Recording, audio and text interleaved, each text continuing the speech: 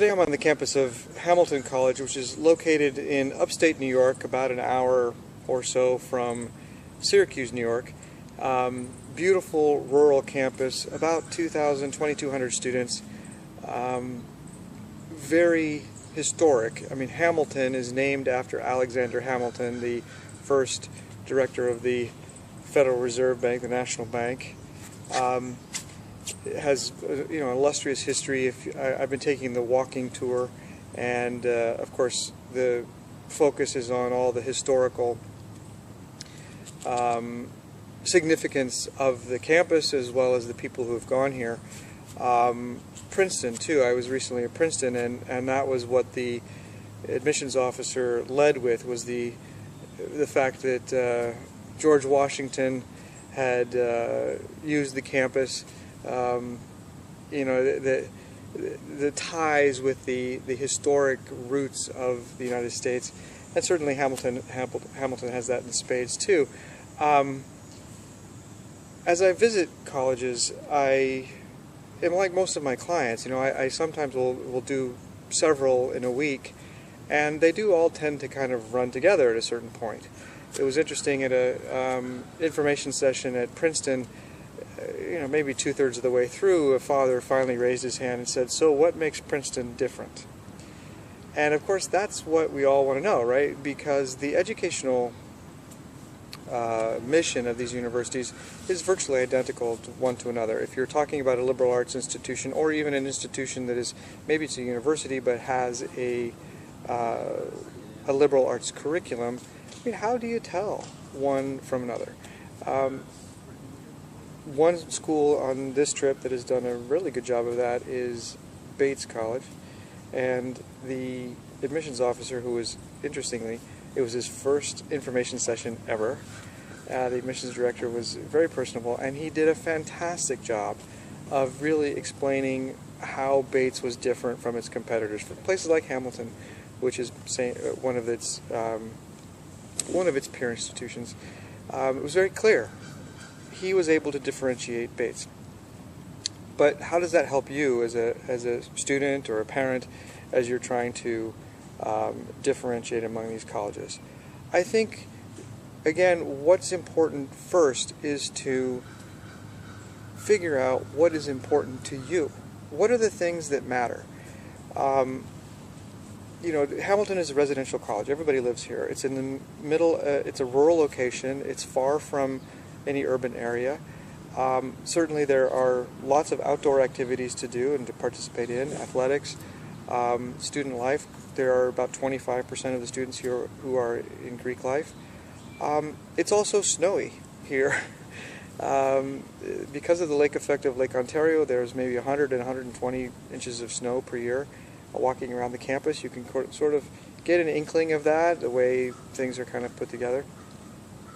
But what's really important to you? What are the departments that are important to you? What are the kinds of people you want to go to school with? What is the way of thinking that animates you? Once you have that, then you can begin to understand that, Bard College is not the same as Hamilton. Not only do they not look alike, but the kinds of kids who go there are quite different. Same thing with Vassar versus a Colgate. Very different kind of campus community. Now, the campuses themselves are absolutely gorgeous. So, why visit? Well, it's helpful on the one hand because you get a sense of the real estate on that particular day, whether it's rainy or sunny or snowy or whatever, but you get a sense of the real estate. But the most important thing that you need to try to uncover as you're visiting these campuses is the student vibe. Who are these kids that go here? What are their priorities? Not only while they're here as students, but also after they graduate. What are their politics? What are the activities that really animate them? So that's tough. That's tough to do in a day as you're visiting a campus. So that's why campuses, admissions offices do welcome overnight visits. They welcome you to visit in a classroom. I always tell students, I said, don't evaluate the professors while you're there, evaluate the students while you're there. Eating in the cafeteria can also be helpful just to watch the people and see how are they dressed, how are they interacting, are they interacting, what kinds of vibe do you get from these kids. And then finally, and this is the hardest thing to do, is to actually go and speak to people. Go talk to students and ask their opinion about the vibe here and the activities and the kind of social scene and the priorities of students. Are they the kind who are really, really academically focused, that they really are passionate about their academic inquiry? Or are they really, really intelligent and driven to succeed, perhaps financially and professionally, and this is a school in which they can grow and expand and explore new things, but perhaps it's just not as academic as others. These things are difficult to discern. I make no apology for the difficulty of trying to get at this, and this is something of why people will hire an independent counselor, is to try to get a handle on that vibe. So as you're visiting schools, yes, look at the real estate, do as I'm doing today, and poking into buildings and exploring the history of the school, but try to get ask yourself that question: what is different about this place, if anything, from the other schools that may be on your list? And doing so takes some time. Your first impression, as you're just wandering the campus, may not be the most accurate. May not be, just like you can't judge a book by its cover, right?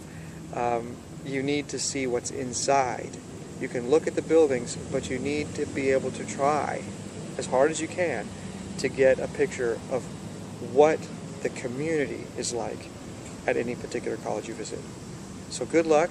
It's hard, but do the self-examination first. Know who you are and what you seek, and then systematically go out and see if you can find that.